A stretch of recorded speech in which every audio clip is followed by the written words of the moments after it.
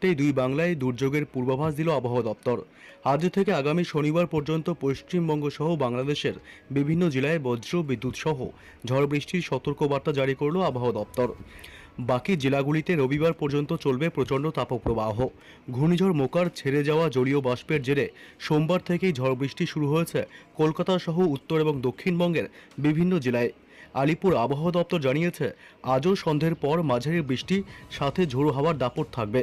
তবে বৃহস্পতিবার থেকে শক্তিশালী কালবৈশাখীর জেরে আরও বাড়বে বজ্র বিদ্যুৎ সহ ঝড় বৃষ্টির দাপট।